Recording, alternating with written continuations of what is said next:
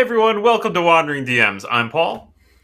And I'm Dan, and on this episode of Wandering DMs, we're going to be talking about selecting magic items in your D&D campaign. Should you be giving out more magic? Should you be giving less? Should you have your hand on the wheel at all? Have you ever regretted magic that you've given out? All that and more today on Wandering DMs.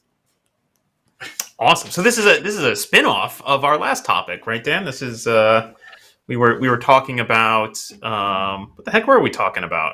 We were talking about cursed magic items last week. Cursed magic items. Right. Yeah. And we found a couple interesting points about magic in general that you and I kind of disagree with. So I want to dig into that.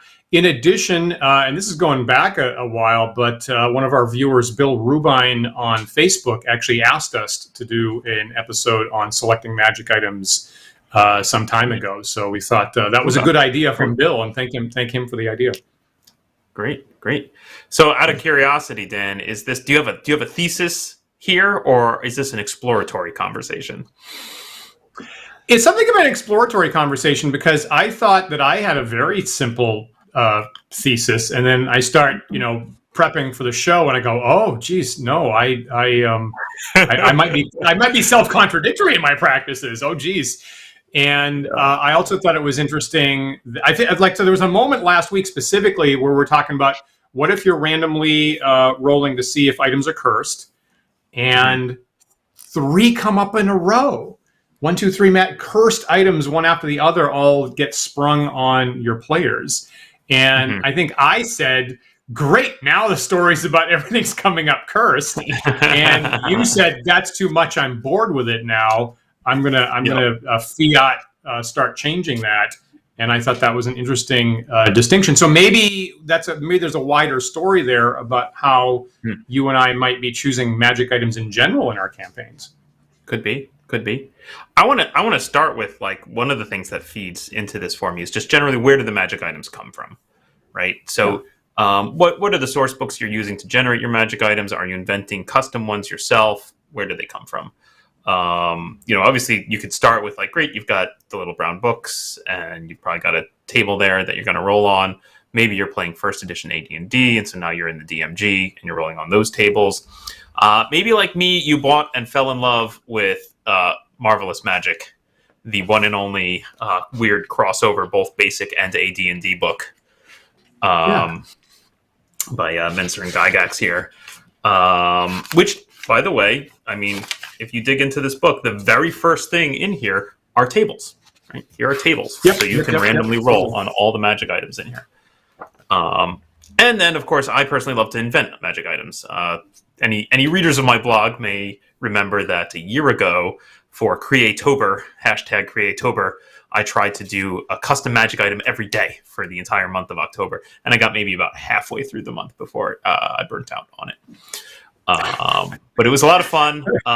Definitely recommend folks check out my blog for that list of magic table items. Actually, shout out to viewer Bucky, who instigated that by sending me tables to roll on that would randomly generate an item and a power, and that just was a springboard of creativity for me, of just weird objects with common, of foo, like, item of power kind of format, but I ended up with stuff like the Ladle of Wizardry. I was like, what is that? I have to make up rules for the Ladle of Wizardry. So I have a whole series of interesting magic items on my blog as a result of rolling on those tables and being delighted. Why do I bring all this up?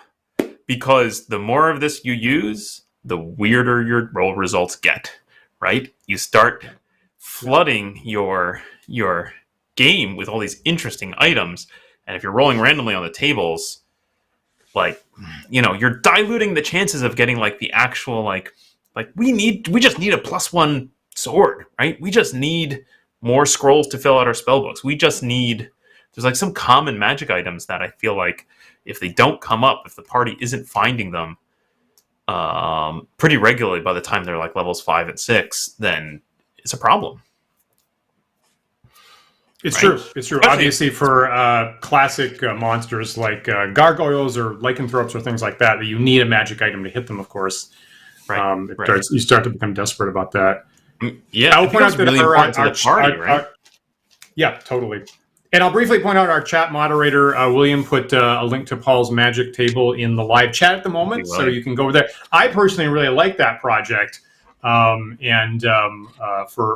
as long as it lasted, I thought that was a really cool project. So feel free to go over there and look at Paul's custom. It was a lot items. of fun, and you'll certainly see things I talked about in the last in our last episode of my sort of design sensibilities of liking. I enjoy the kind of monkey's paw of magic items that are a little good and a little bad.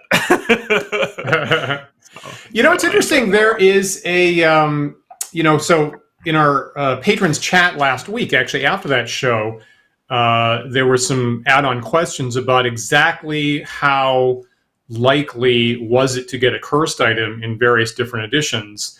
And I thought that was a good question. So at some point this week, I went and looked at all of the magic items in D&D in every single edition. in order to determine, right, because it wasn't entirely clear which ones were cursed. So I wound up looking at every single magic item in every single edition of D&D ever published in order to compose a comprehensive list of cursed items and figure out exactly how likely they were in different editions. And a couple of things that were intriguing about like later editions was one, actually in 4th edition, where were the magic items listed in 4th edition, Paul? I have no idea. I do not own those books. Yeah. But my gut says they belong in the Dungeon Master's Guide, right? That's where magic items go in the Dungeon Master's Guide, right? There you go. Thank you for setting me. Thank you for setting me up on that. Yeah, I was flipping through the 4th edition DMG looking for magic items. And I'm like, well, wait, where are they? And they're considered. 4th edition has very different sensibilities about a lot of stuff, and I believe that they were considered so critical to your character's build that every single magic item is listed in the player's handbook. Fascinating. Right? The entire list is over there in the PHB in the 4th edition. But what I'm really trying to get to is your point about magic items that have some kind of good element plus some kind of bad element really being the interesting thing to drive a story. And there's a complete sidebar in the 3rd edition DMG, right, written by the whole crew of Jonathan Tweet and Skip Williams and those guys, saying exactly what you just said, Paul, of really the most interesting thing is having a tough choice when a player has to say, I really kind of want this benefit, but then I also, it's a +5 sword, but occasionally I hit one of my own friends with it more often. Is that something I'm willing to risk? Right? That's interesting now. Yeah, I mean, we've delighted in this since like the age-old artifact of the Hand of Vecna, right? Like, here's a really powerful magic item, and in order to use it, you have to chop off your own hand. Like, right? Oh, right. That's just a delightful dilemma to hand to your players. Here you go. Good luck figuring that one out, players. Exactly. I got a question from Julian in the chat there about what sources I was looking at the magic items, and it was just the core books. It was just the core books.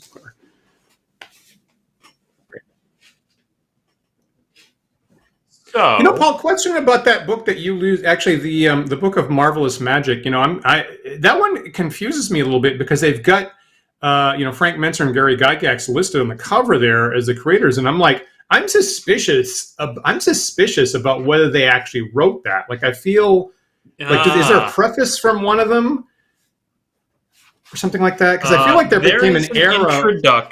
There's an introduction. Yeah. I'm not seeing any signature on the introduction as to like who exactly wrote it. Okay, so it's what's the term for this? The dedication in the book says for Penny, and it begins with the text: Gary and I would like to thank Mark Akers, David Zeb Cook, Tracy Hickman, Doug Niles. Okay, long list of people. But the point being, there's a little tiny implication there of Gary and I makes it sound like it's probably written by Frank. Yeah. Okay. All right. Interesting. Okay. Right. Man, Frank did a lot of work at one point. Yeah. Hit a lot of work for D&D. Right. I mean, the thing that struck me as most interesting historically about this book is the section in the beginning, frankly, that talks about how it is both for basic D&D and AD&D. It specifically calls out for use with Dungeons & Dragons and Advanced Dungeons & Dragons games. It is like the one truly crossover book that I'm aware of. which I think is fascinating. Right. The other thing is, right, this book basically blows out the miscellaneous magic rule, right? And it's got so much cool stuff in it. The thing that always hit me about this book is it's got so much great stuff in it, stuff that I absolutely want to put into my games. But then if I'm rolling randomly, it is buried, right? I gotta end up on the miscellaneous magic chart, right? I gotta have treasure that includes magic items, and it has to include miscellaneous magic items, and then I have to roll down. And this is really, it's this breadth of content where I start leaning into, I don't want to roll anymore. I want to start choosing. Okay. Then I'm like, there's cool stuff and I want it in my game. And there's also weird stuff that maybe I don't want in my game. And this is the item I was picking on in the last episode begins right here with the alternate world gate, which there are several variations of, and they open a gate into Top Secret, Gamma World, Dawn Patrol, Star Frontiers, Boot Hill, or Gangbusters. And every one of them is like, yep, a gate opens, a character. The text of this is absolutely hilarious. It says, I'm just going to read it to you because it's just so funny. A door appears next to the item, and a being steps through the door, grabs the item before the characters can react, even if it is apparently secured, stored, or held, and steps back through the doorway. If the characters react quickly, you may allow them to step through the door and arrive in the alternate world. Wow. Crazy. Wow, that's so specific. That's so incredibly specific. Weird. And that the primary power is to summon someone who just takes the item. Yeah, that's the primary. Like, but if you want to, you could also do this. Weird. Yeah. Super weird. Yeah. I mean, it really feels like this. Like you're going to try and tempt your players into this gate. How can I tempt the players into this gate better than just having a strange creature appear, steal the magic thing that they just got, and vanish from the gate? Of course, they're going to go after him. Yeah, that's a good point. And it's interesting that kind of snips off the analysis paralysis of should we go through the gate. You're right. Is it like half of my players would immediately be so enraged? That's exactly how they jump through. That's pretty brilliant. That I don't think I got. Okay, now I got to read that book. I have not read that book, but now that actually has caught me into having to read that book. It's such an odd item. And if you wanted to do out the math to find the cursed items, good luck with this book, because oftentimes what happens is there's an item and then there's a little sub-table, like, okay, you rolled an earring, roll on the 1, 2, 3, 4 D4 chart of which earring, and one of them is cursed, right? Yeah. Oftentimes one of them is a cursed version. Yeah. And now I will also say for viewers younger than Paul and myself, the list of gates that Paul just listed were all the TSR published role-playing games as of the early 80s that were in publication. So Boot Hill, and TSR being the original creator of D&D, in case I have to say that. But of course, Boot Hill was their Western game. Gangbusters was their Roaring Twenties bootlegging game. etc. Gamma World was their mutant future game, stuff like that. Yep. I left one of them off my list here, Dan, because there actually is one that summons a character from the Advanced Dungeons and Dragons game. So they what? So maybe I assume it's for the inverse, where like you sucked your characters into Gangbusters, and we playing Gangbusters for a year, and now they find an item that summons a bard from AD&D who shows up. I guess we're going from Gangbusters to AD&D. I don't know. Why do they need the item? Why does the NPC need the item that only gets you to the place where they are? That seems weird, right? It doesn't say, and it's very specific about how the person who shows up doesn't say anything. They just jump through, steal the item, and disappear. And there's and it's like very clear about like the players can do nothing about this. It definitely happens, even if the item's secured. Like it just happens. Like it's like the ultimate FU of like, nope, this is it. So odd, such an odd item. So anyway, my point being with that item, why I pick on that item, besides just it's so bizarre, is like, unless you're prepared to go pull out your copy of Boot Hill or Gangbusters or Gamma World, you're not going to put this in there. And probably if you are like excited about this idea, then of course you want the players to find it. You're like, I got this we're going to do this great crossover game where all my players go into, whatever, Gangbusters. it's going to be hilarious, then you're just going to intentionally place this thing. Yeah, that's what you think. I mean, to play devil's advocate, as some of us were discussing last week, maybe as a classic D&D DM, maybe you should just have a couple extra dungeons and campaign worlds and campaign settings just prepared, just in case you get one of the magic items that sends you to another planet on a random table someday, right? Yeah. That seems like a good use of time. Yeah. You better be prepared to run a campaign in any of the entire line of TSR game products. Yeah, please collect them all. Oh, jeez. Okay, so anyway, that's my argument for why you want to intentionally place versus just randomly roll. What are your thoughts, Dan? Yeah, so I tend to be a random roll purist. I tend to be the other side of that. I tend to want the game. I kind of want my campaign to be procedural, and I want the tables to be. I guess that the tables are a reflection of global distribution of stuff. So whether it's monsters or spells or magic items, I assume that this represents a simulation of the global frequency of how much of this stuff is in the world. So not trusting my own gut, frankly, on what's interesting or isn't. I kind of fearing that I might be biased about those decisions. I prefer a procedural randomized roll to hopefully distribute that stuff over a large space or over a long amount of time to get the right texture into my campaign world is my intention. Now, does that work perfectly well? I haven't gotten to a point where I can say it's perfectly successful for a couple reasons.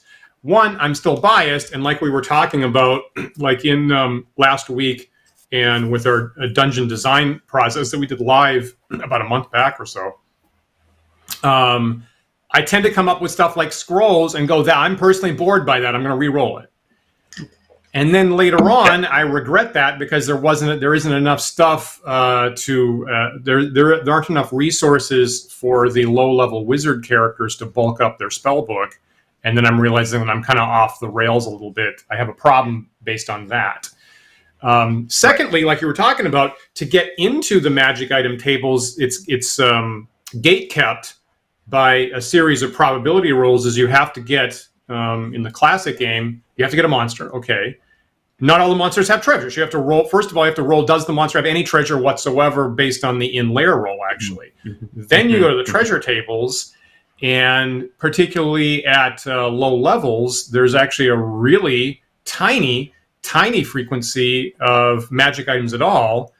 And then you have to, then I think there's what am I on level 3 or 4 at this point? Then you have to roll to see whether it's actually a magic item versus just a map, right? I believe there's like a 25% chance that anything that could be magic is a map instead. You get past that. Then you go to the magic tables. Then you roll for what type it is. And I think there's only like a 5 or 10% chance you land on the interesting miscellaneous table that has all those things we were talking about this week and last week. And so the chance of getting there is really, really minuscule. And the interesting thing is, because I was looking at this at the start of last year, like the major problem is like if for first level dungeons in original D&D, the chance of a magic item is only 5%. Okay, so you think about that. How many treasures do you have in the first level of your dungeon? Do you have 20? Not all of us are going to have a dungeon that big, frankly. 20 treasures? Then maybe the expectation is one magic item, right? Maybe you got one magic item in the entire first level of your dungeon, and it very well might be a potion of healing. Done. That's it, right?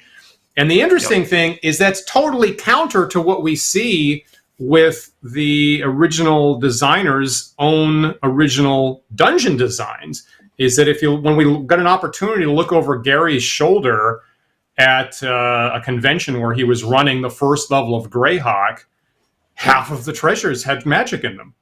50% had magic item, right? Sure. I bet even if you just took any old school or original TSR module and like did the math of what is the percentages, you would come up with a much higher percentage of magic items than the tables suggest.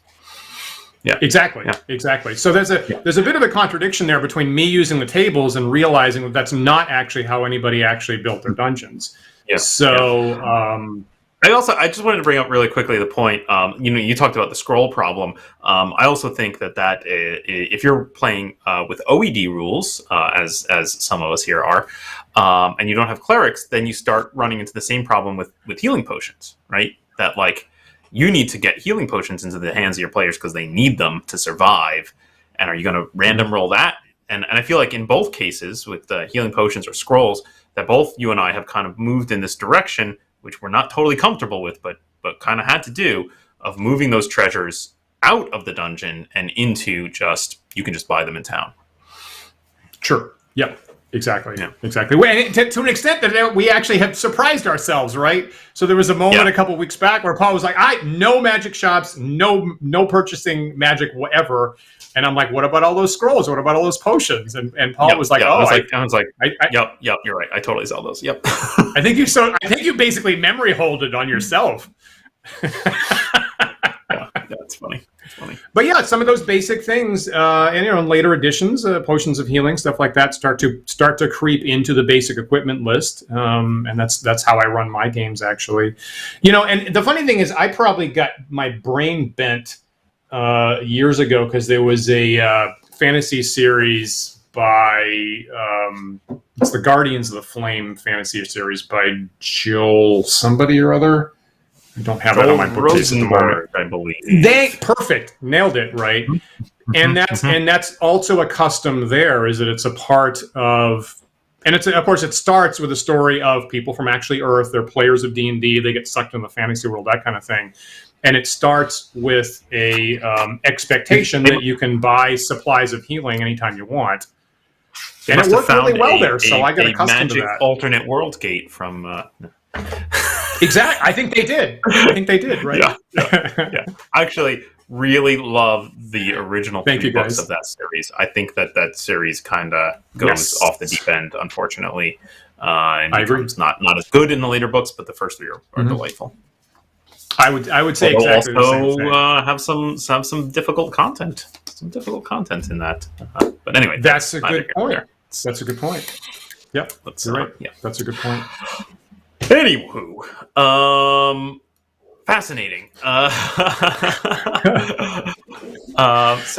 the thing that I'm working on. Sorry. There was a note. I just want to hit on this because I thought I saw this go by in the chat, and now I'm trying to catch up. There's a lot of chat going by. That's awesome. Yeah. Love you guys. I thought I saw something in the chat go by about intentionally placing the important magic items, which I agree with. That's cool, right? Great. Okay, so you have a couple magic items that you feel are important. You want to get out into the world, just intentionally place them, just like you do with monsters. Awesome. I would say maybe the inverse is true too. Maybe you want to go back and do a pass of resource magic items of like, I just need X% of scrolls and magic healing potions to be available. Yeah. So I'm going to do another pass and go back and just be like, all right, I need to place 6 healing potions in this dungeon somewhere, and just pile them into the treasures somewhere. Yep. I think it was, for what it's worth, I think it was our friend Ragnar in the chat that first brought that point up and is emphasizing it, and many of us agree with that. That's a good point. It was a point where I was trying to be like, okay, magic has shown up in this treasure. It didn't technically say it was only one thing, so I'm gonna assert that if potions show up, there's going to be 1 to 6 of them at a time in order to fill that in. Actually, 1 to 6 doses or something like that. That's a good point, particularly with the scrolls. I mean, to begin with, I just personally, when I make my next dungeon, I just have to have more magic in it. I've got to fix that. I've got to fix that original table I'm looking at to just have generally more magic in it is the root of my initial problem. But it's a good point that, the original rules say you should thoughtfully place the major treasures, and there is no guidance. There's no guidance for how many or how often or how big. And it's a really interesting gap that has caused many of us to try to fill in that lacuna for years, and we're all going in different directions about it. Yep, totally agree. Is that table one of the visual aids you have here in the? It is, yes. It is actually. So the one that has the limited table, it's talking about coins in addition to other stuff. I prepped possible. for that. There you go. Yeah, great. Yeah, so there that's you the go. original. Wow, 5% on level 1. Mhm. When you get 10% by level 4. Wow. Yep. Wow. Right. Even by Levels level 1, 6, 2, you're only and at 3. 15%. Jeez. Correct. Levels 1, 2. So this is what I personally call the dungeon treasure table that is in original D&D Volume 3, again from the 1974 rules. And yeah, see that? So levels 1, 2, and 3 of your dungeon are supposed to have only 5% chance of magic per treasure. And like I say, I don't know, what do you have? You have 40 rooms in a level of a fairly big piece of graph paper, and half of them have monsters and treasure, maybe, and you might only have one magic item per level at that rate until you get to level 4, and then you have 2. And I would say the interesting thing here for me is I feel like that's right for non-consumable magic items. Like in the early levels, I want that first +1 sword to be amazing. Oh my gosh, we found a +1 sword. Fantastic. I want to hit that point in my campaign where they're around level 3 or 4, where they first start to meet a monster that requires magic to hit, and they go, oh, we only have 1 or maybe 2 items that can actually hit this thing. 100% I'm there. But I need more scrolls and I need more potions. I need more of that stuff. I need more consumable magic items in the early game. And just in general, I guess I feel like I need more consumable magic items throughout the game than that. Like, that would be really disappointing if, like, I have one magic item in the entire level and it's a potion. Agreed. That's not enough. Yeah. Agreed. And it's interesting because when we get an opportunity to look at Gary's first level of Greyhawk, the interesting thing is he's got like one of each type, right? So the things that are attracting you to D&D that are fundamentally interesting, he's got one of each type. There is one magic sword. There's one magic potion. There's one magic scroll. There's one piece of armor, I believe, and there's one miscellaneous thing. And so on that first level, he's totally got the overall scope of things you're going to run into for magic items. And every character class has something there to look forward to, frankly, right? Why not do that? Of course, that's an obvious design. So whoever wrote this table, maybe they were, at that particular day, maybe they weren't really... They were trying to make a nice list of numbers on that right column, maybe, right? Okay. Yeah. So it's a nice linear sequence of 5%, but maybe they weren't really thinking about the end result of that. Mm-hmm. I want to dig now, Dan. Sorry, I took the table away just as you were talking about it. Put it back there. Okay, I think we're good though. I've memorized the table, so it's perfectly fine if you remove it for my purposes, Paul. So it's okay. Great. I want to get into that. Like, what about the idea of crafting the magic items to the party? Like, let's talk about that a little bit. Like, how important are scrolls if you have one magic user or no magic users or all magic users in your party? See, I don't do that. I am not going to do that. And the other thing is, I want like, let's say I've designed a dungeon. Am I going to go back and redesign it because now I have a different player group? Like, if the players change or I reuse this dungeon a year from now, I'm not going to redesign the dungeon. It's the design is fixed. The world is a thing outside my player group. So for my very old school perspective, it's the player's responsibility to interact successfully with this world, not the other way around. Well, it's an interesting aspect of something I think that's never crossed my mind in a couple of times, because we have had games where we thought, oh, let's be clever and all be right. There's a classic game of Rappanathic we played where we said we're all going to be magic users. Right? Never during that conversation was there anyone who brought up, but the number of magic items useful to a magic user is low, and that resource will be split even further. It'll be even further diluted because we'll all be fighting over the magic rings and scrolls, and no one will want the magic swords and armor. Correct. Two things I got to say. So number one is Mr. Bull Rubine, who inspired this topic, actually just popped into the chat. So Bill, I'm so glad you got to catch this today. Thank you again for the idea for the topic. And also, I would like the viewers to think about when I sat down to DM Rappanathic and Paul and Max and company go, let's all make magic users. Let's all go into Rappanathic and go down the damn well with nothing but magic users, and what the hell kind of game you think that's going to turn into? I'm like, all right, and they convince everybody else. They convince Christian and Isabel and everybody to go in with all wizards. Great. Okay, now today's story is Massacre in Rappahatnock. I mean, most Rappahatnock stories could be titled Massacre in Rappahatnock. But yes.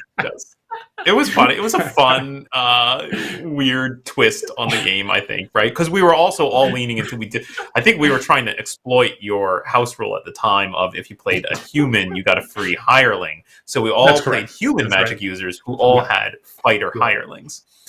Right. Which was amusing, but it turns out a bunch of level 1 fighters doesn't help that much. No.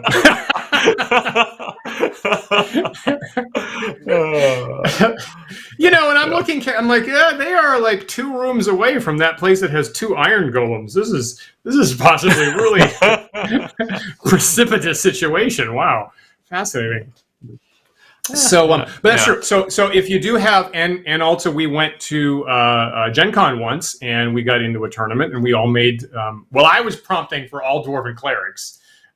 We did go in with an all dwarven something party, and it is true if the players show up with a weird, with an unusual mix of characters, then maybe the magic item distribution isn't going to work for them super well. It's a good point. Yeah. Interesting. Not a thing I've ever thought of when discussing with my group of players as a player. What should we play? Right? Yeah. I mean, frankly, I've just seen too many times, time and again. The evidence is the best party is a diverse party, right? Like you really do want one of everything. Yeah, it's true. It's true. And of course, you and I like a lot. Like I come in, and if there's a what kind of character you're gonna build, of course. My old school sensibility is like you tell me what the role in the party needs to get filled, and I'm happy to do that. I generally tend not to have a strong here's the character I want to play today opinion. I want to be surprised. So I actually kind of don't mind that. All right, we've gone a bit on a tangent here. Let's get back to placing magic. So let me talk about the thing that wound up. I realize I contradict myself.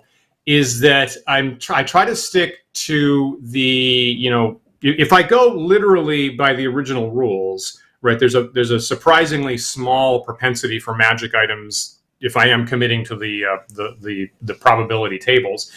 Except that if you go and you look at the monsters men list. Bandits and brigands and pirates and buccaneers and nomads and everything else, right?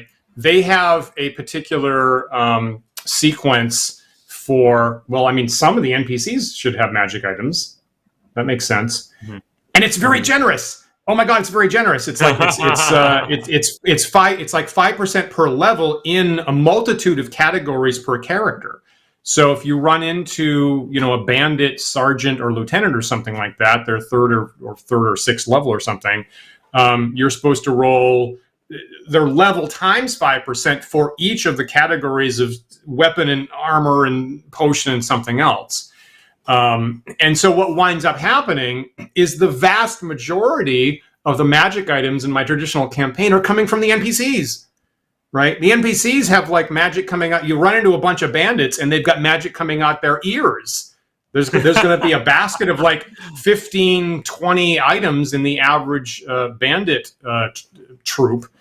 And then, one, like we were saying, one potion of healing on the first level of the dungeon, and then one scroll on the second level of the dungeon. So the vast majority of it, by the rules as written, is coming from the NPCs. And then your players wind up being motivated to be murder hobos that are targeting all the NPCs in the world because that's where the good magic is. Yep. I mean, it's very reminiscent to me of the problem of enemy NPC wizards and their spell books, right? Mm-hmm. Yes, players are exactly. Wait, there are no scrolls all this time. Ooh, an enemy NPC wizard, kill him and take his spell book. Yeah. Yep. Now Ragnar is pinging me at the moment in the chat saying that committing to the probability tables is directly contradictory to the thoughtfully placed instructions, Dan. Thank you very much for that point, Ragnar. And yet I have had similar debates with other people that really deny that thoughtfully place instruction is relevant and claim that we should absolutely be using nothing but the probability tables, and claiming that's exactly what Dave and Gary did initially. So I'm not entirely sure that argument's ever going to get settled, unfortunately. Some people I really, really highly respect don't think that the thoughtfully place instructions is actually meant to be taken literally seriously. Okay, I just got some real insider baseball about those debates, so I apologize for that. But where does that text appear, Dan? That's in the LBBs? It is, right. It's so I didn't take a snippet out of it, but it's the page right before that table we were looking at before. It's on page 6, right? It's on page 6. So the determination of just where monsters should be placed, whether or not they will be guarding treasure, and how much of the better if they are guarding something can become burdensome. It is a good idea to thoughtfully place several of the most important treasures with or without monster guardians, and then switch to a random determination for the balance of the level.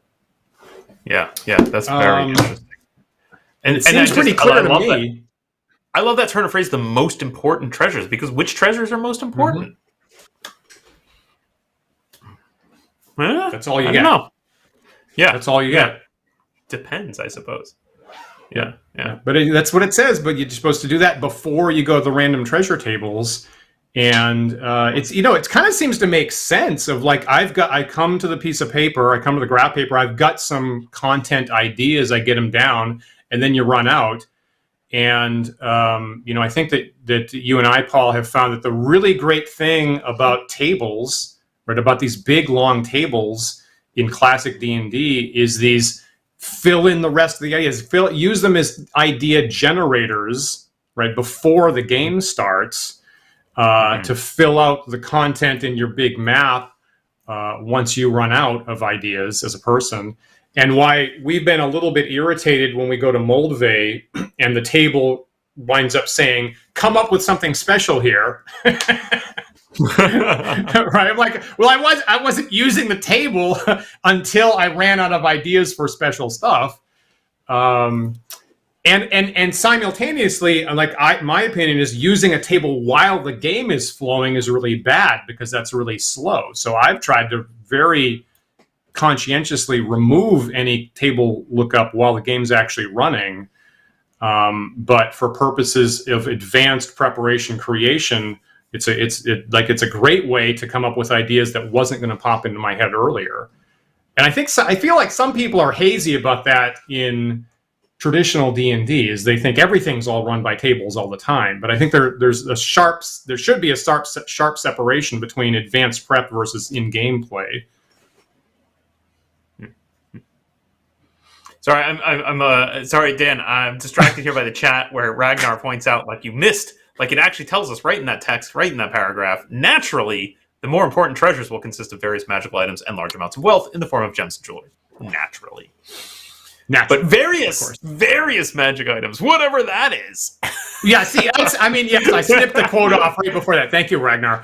But I mean, that's okay. Various magic items. Okay. Yeah. Didn't help. That did not help Ragnar. That was... How does that help us select magic items? Oh, jeez. Oh my goodness! I've lost the thread, Dan. What were we talking about? We were talking about selecting magic items at one point before we went off on a series of tangents. Okay, so anyway, to complete my thought is that for the NPC issue, I've taken control of that, and because some viewers will know that I have a simulation suite of software tools that possibly creates all the NPCs in the world and tries to run them through careers in D&D in order to get a look at what the demographics of higher level characters look like in a classic D&D campaign. That is on my GitHub site. And some of our patrons have helped us out actually with coding observations that have helped me. And so because I had to code it up, I had to make a decision about that. And so my decision, again, thinking about at what level are you going to have a +1 item in the party to possibly fight your gargoyle or your werewolf or something like that, is what worked for me is like actually a 1 in 6 chance per level. So every level that my NPCs go up, and I tried a couple different things, I wound up saying roll a d6, and if a 1 comes up, you get a +1 to something. And it could be your armor, it could be your shield, it could be your sword, it could be your other weapon, something like that. And so the expectation would be, again, in like maybe 3 different categories of item. So the expectation would be by 6th level, if you're a 6th level fighter, you should have a +1 sword and a +1 plate and a +1 shield. And I feel like that's about right. So I did take more control of that. Is this the code snippet you have here? This is the code, yeah. So I did so welcome. If you're new to Wandering DM's channel, you are seeing us actually post Java code here from my arena suite. Specifically, when an NPC goes up 1 level, what exactly am I checking to see if it gets boosted? And it checks to see what weapon they're currently holding. Okay, so first of all, it checks to see if they have a weapon in their hand. And if not, draw the best weapon into their hand. Okay, that's actually a thing that happens there. And then if they have armor, we check to see if that gets boosted. If they have a shield, we check to see if that gets boosted. If they have a weapon in their hand, see if that gets boosted. If they do not have a shield, then I check to see if they have a magic ring getting boosted. And if they are some type of wizard character, then I check to see if they have a wand that gets boosted. Interesting. And when I say, and so it's interesting. So obviously, I want these things to be simple. Okay, do I want a random NPC to show up with a mirror of life trapping, or something really, really exotic? Or admittedly, none of my NPCs are going to have a shield of transportation to Gamma World. That's not going to happen. So for brevity. For brevity, for the DM running it, right, the weapons are just +1, +2, +3. And then for the things like rings and wands, I realized that you could take the original tables, and they were largely ordered in increasing order of power. And so I sliced the tables up into 3 tiers each. And if you pick either of the other images that I have there, Paul, you'll see how I sliced the tables up into tiers. And so I took this morning. Could be either. Could be anything. Okay. Yeah. So this morning I took a couple phone snaps of my original D&D Volume 2, and you see that I've massively marked up in the margins like every page of my books at this point.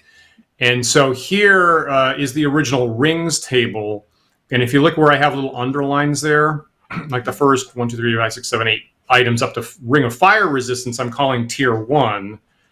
And then the next 6 or 7 items from like regeneration up to spell storing, I'm calling Tier 2.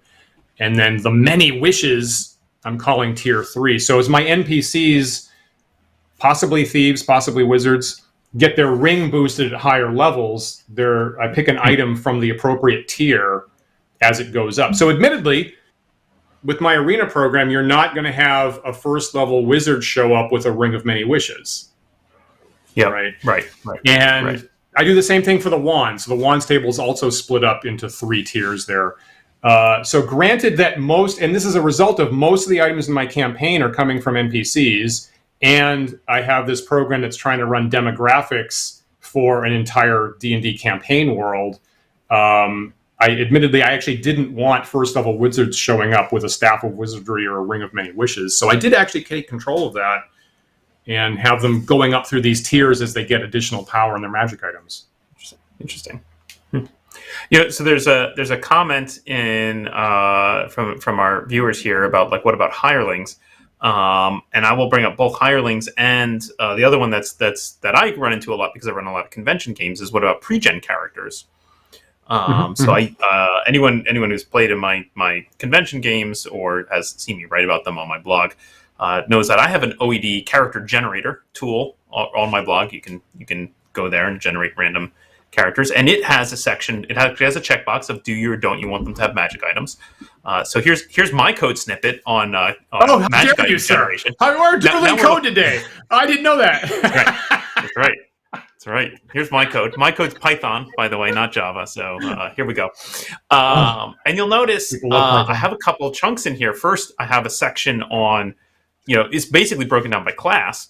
And I start with how many magic items should they have based on their level. So similar, I think, to what you're coming up with of like probabilities of how many magic items they should have. And then I say, well, I've already generated their basic equipment, armor, weapon, etc. So I deduct some things because if you're a fighter, probably you already ended up with magic armor in the armor selection part. And then we dive into like, okay, now we're ready to really generate some magic items, and you'll see like I just go to very specific tables because I tried to logic out like, well, if you're a magic user and you've reached 6th level, probably you went on these adventures and you probably, when magic items came up, you argued for like, I want the ring and I'm not so interested in the, I don't know, arrows. Magic of slaying. Right. So I kind of tried to just logically push them in the direction of the tables that I thought would make sense.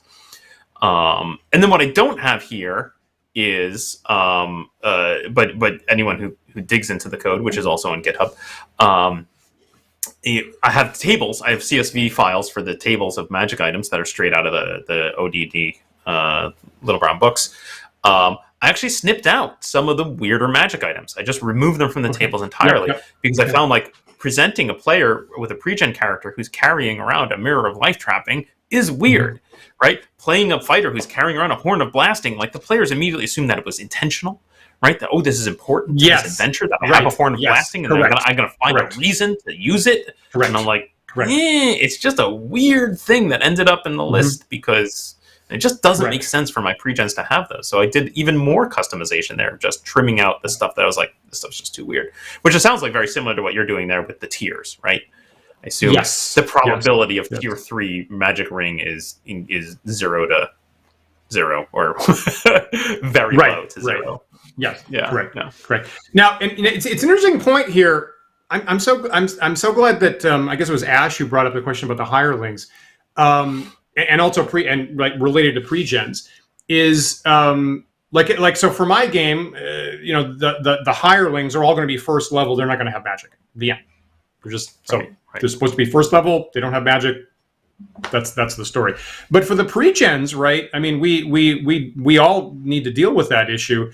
And in addition to it's a great point you bring up, Paul, that if you have something really exotic, the players are going to assume that was intentional. You guys love to badmouth the +1 weapons. You love to badmouth the +1 sword as being boring and uninteresting. But there's a real advantage to having it be simple. For an NPC that shows up when a DM has to run a random NPC or something like that, or for a pre-generated character at the start of a limited tournament game, that if it is something like really exotic and weird, the player needs to learn about it. I mean, you and me, and everybody that's watching here probably knows what a horn of blasting is, but the truth, the majority of players probably don't.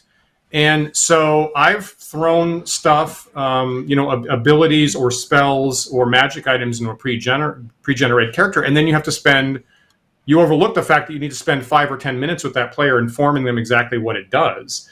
So there's a real advantage to having very simple. You're going to have some magic items in your pre-gen, very simple things, +1 sword, +1 armor, +2 something like that the player can immediately digest what that is and not have to spend a lot of time parsing these exotic abilities.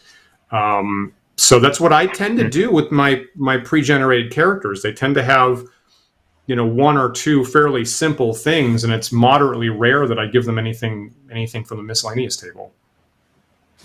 I would say too, honestly, one of my favorite items to give out fairly early in the game, and this is often an intentional choice of mine, is to put a +1 dagger. Like that is the first thing, basically the first magic item I want in the game is a +1 dagger. Because in the early game, it's hilarious. You've got your fighter who's like, okay, we're up against this monster that can only hit my magic items. Give me the +1 dagger. Right? Yes. And suddenly a +1 dagger is super cool.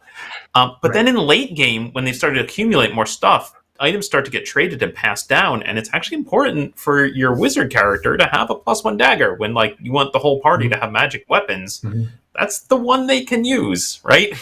And the wizard isn't really prioritizing picks at magic weapons, but probably ultimately at some point is going to run out of spells and be like, crap, I need a +1 dagger.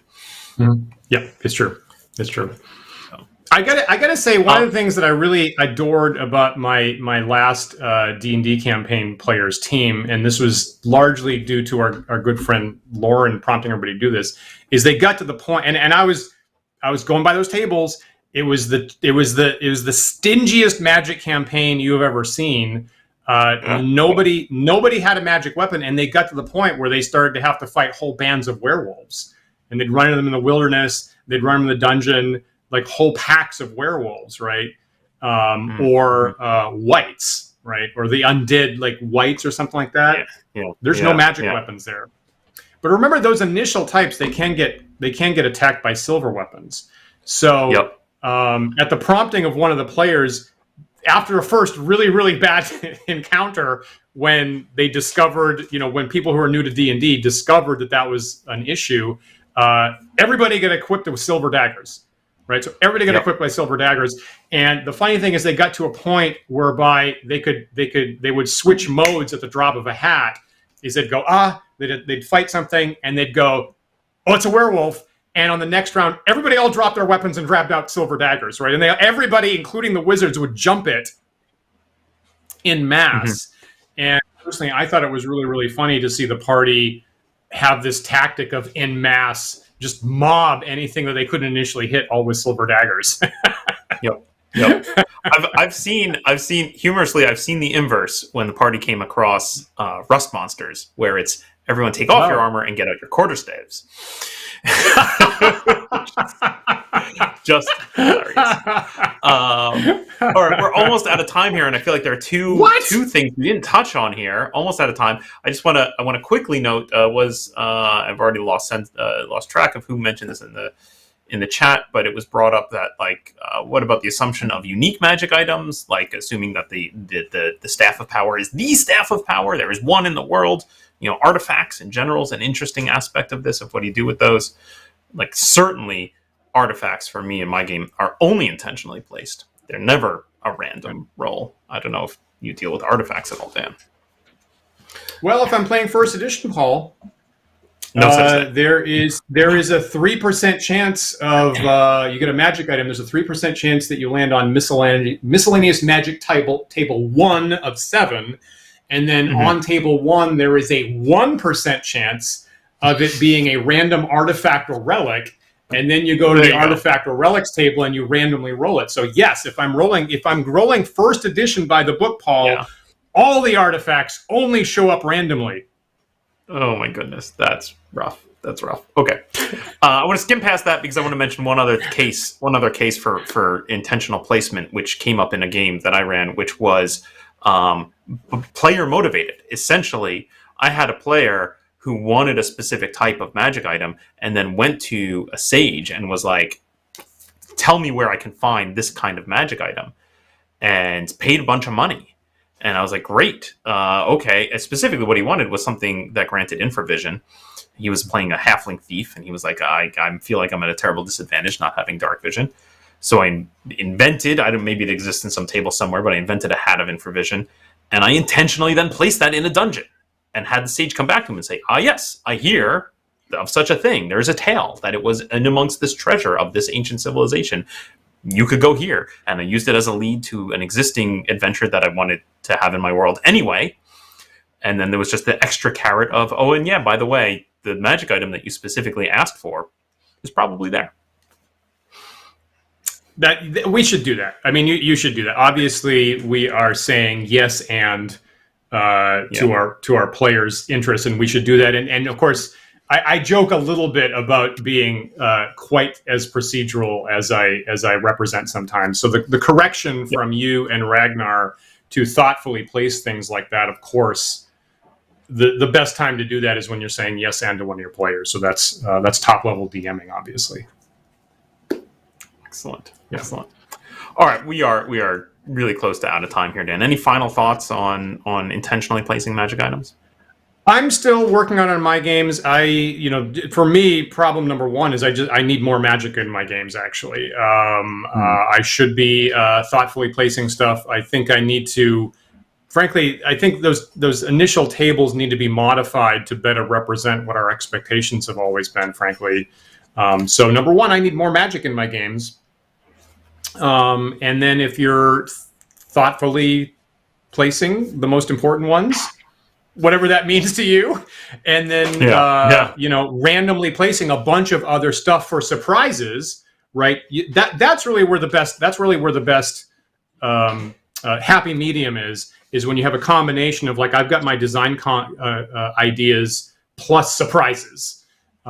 Is I think really where the best gaming occurs myself.